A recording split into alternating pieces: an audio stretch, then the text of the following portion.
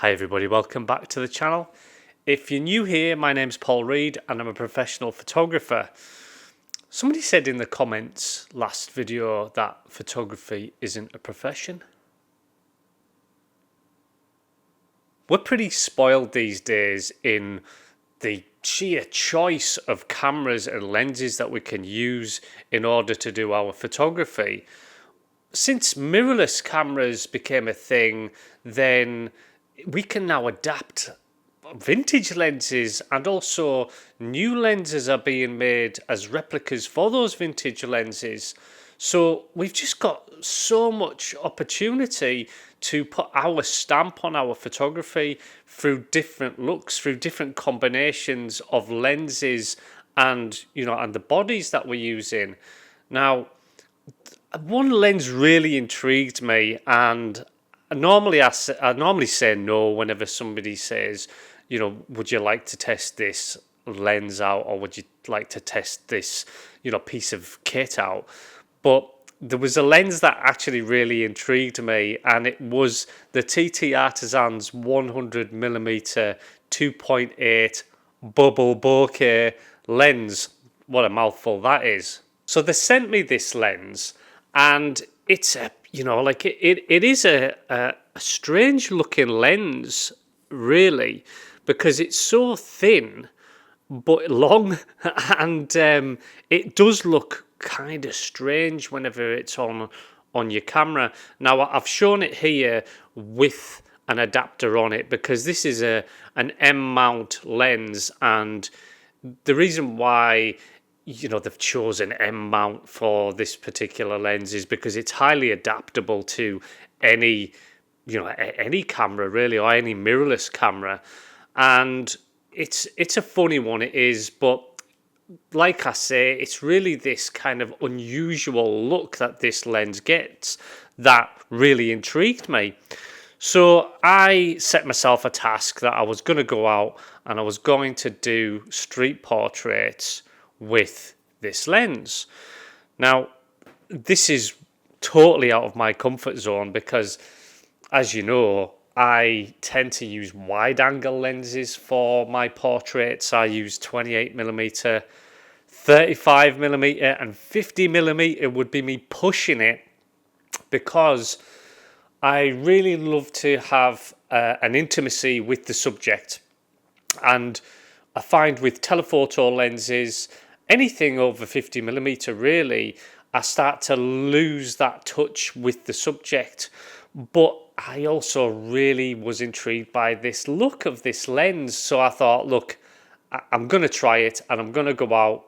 And I went to Edinburgh, and I thought, I'm going to go out and I'm going to do some street portraits today.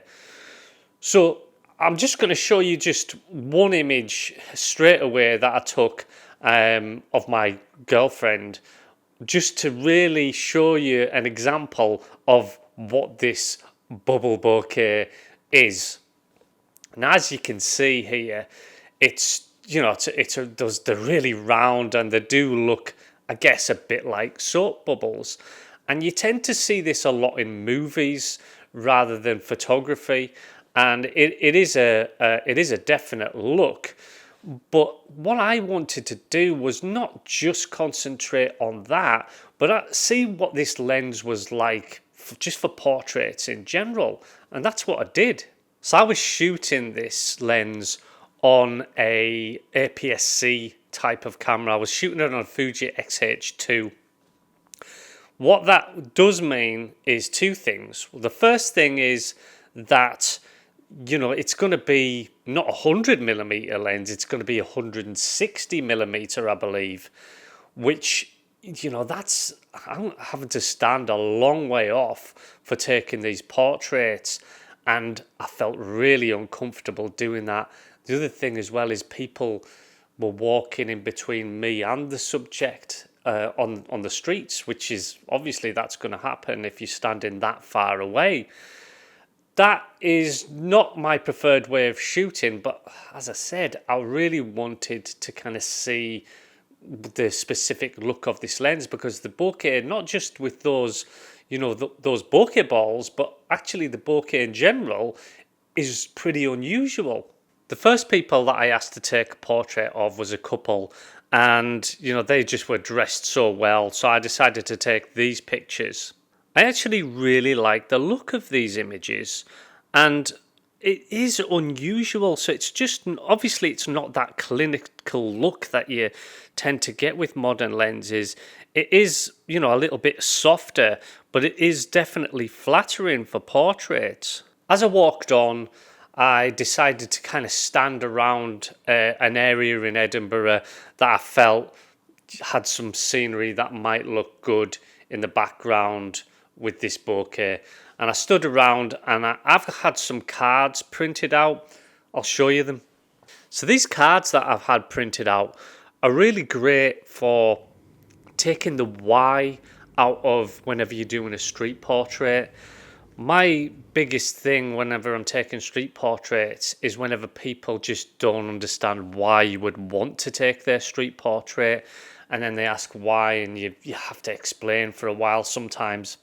Sometimes there's a language barrier as well, and it might be difficult to explain why it is that you want to take a street portrait. But having these cards that day really took the why out of it, and that's why I've got quite a few street portraits here to show you today. Now on the back of these cards, I've just got, it just says the portrait project, and it's got a little QR code on the back so that people can look at the Instagram straight away. And once they look at the Instagram, then they go, all right, I understand now. And everything just becomes so easy. Feel free to copy that idea and just put some of your portraits on a card with a QR code to your Instagram, and just something to give people. And don't make it look too business-like, because sometimes people think you're selling them something if it's like a business card, which is why I went for this little cute square card. Anyway, back to the lens. So I was standing around with those cards, kind of waiting to see if anybody came up that was of interest, somebody that I really wanted to take a portrait of. Meanwhile, I'd also given my girlfriend some of those cards just in case she bumped into anybody, because she was in a shop. And yeah, she came running out with this girl, and this was just a great portrait session. I say a portrait session, it only lasted like about 4 or 5 minutes. But this girl, I just thought looked absolutely fantastic.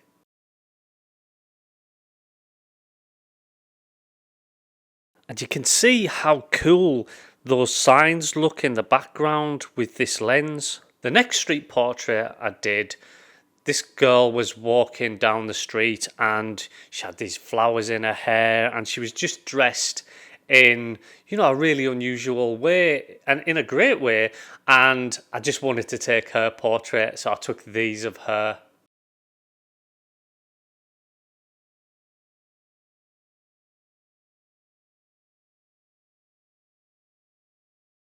And then finally, I took a photograph of these two guys who just looked like they were a couple of rock stars, like they were in a band or something. It turned out they weren't. I think they were there just to see a band playing. But I just wanted to take these guys' portrait, so I took their portrait as well. And you can really see how unusual this bokeh is in the background on these images, and especially this one. It's just, I don't know, but I do love it.